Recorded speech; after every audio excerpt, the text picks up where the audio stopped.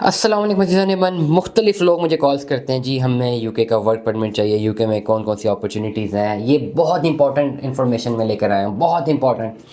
ये इन्फॉर्मेशन बहुत ज़्यादा इंपॉर्टेंट है और मैं आपको काफ़ी टाइम सेव कर रहा हूँ कि आपको इन्फॉर्मेशन सर्च नहीं करनी। मैं आपको जो टोटल ओवरऑल इस व्लॉग में बता रहा हूँ, अगर आप इस व्लॉग को एंड तक सुनते हैं तो आपको एटलीस्ट समझ आ जाएगी कि आपके पास यूके जाने के लिए कौन कौन सी ऑप्शंस मौजूद हैं। यूके की जो वर्क परमिट पॉलिसी है वो the UK work permit policy for Pakistani involve several types of visas. Each Pakistani each with its own eligibility criteria and requirements. Here are some main options, कुछ ऑप्शन यहाँ पे हमारे पास मौजूद हैं। एक स्किल वर्कर वीज़ा है जिस पे आप अप्लाई कर सकते हैं यूके। एक ग्लोबल टैलेंट वीज़ा है जिसके ऊपर आप अप्लाई कर सकते हैं। एक टेम्परेरी वर्कर T5 वीज़ा जिस पर आप अप्लाई कर सकते हैं। एक high potential individual HPI visa जिसकी बेस पर आप अप्लाई कर सकते हैं।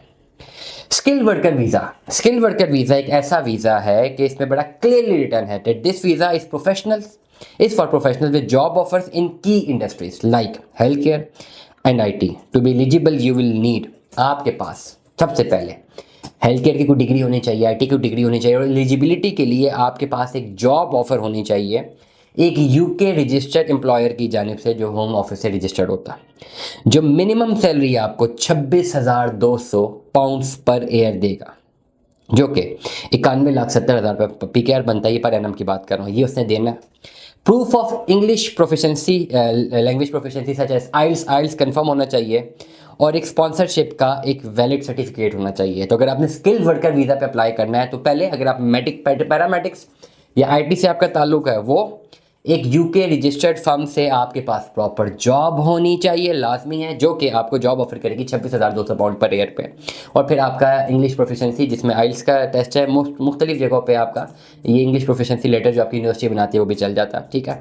और एक स्पॉन्सरशिप का वैलिड सर्टिफिकेट, ये अगर आपके पास है, ये जॉब्स हैं, तो आप जाते हैं स्किल्ड वर्कर वीज़ा के ऊपर यूके। दूसरा क्या है, ग्लोबल टैलेंट वीज़ा।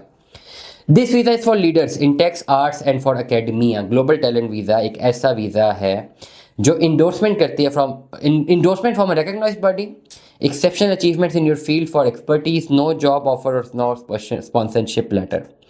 एक ऐसा ग्लोबल ये टैलेंट वीज़ा अप्लाई कर सकते हैं जो कि आपको एक रिकग्नाइज बॉडी जो है वो उसको इंडोर्स करती है।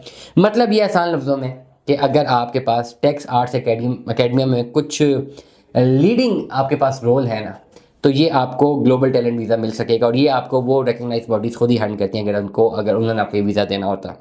अब बड़ा इंपॉर्टेंट है टेम्प्रेरी वर्कर वीज़ा, ये T5 वीज़ा है, अक्सर लोग ज़्यादातर यहाँ पे अप्लाई करना चाहते हैं।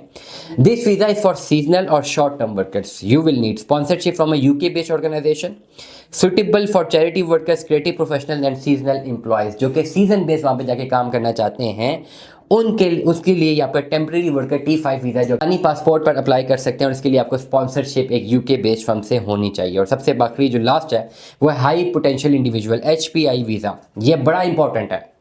This visa is for recent graduates from top global universities. You will need a degree from one of the top 50 global universities awarded within the 5 past years.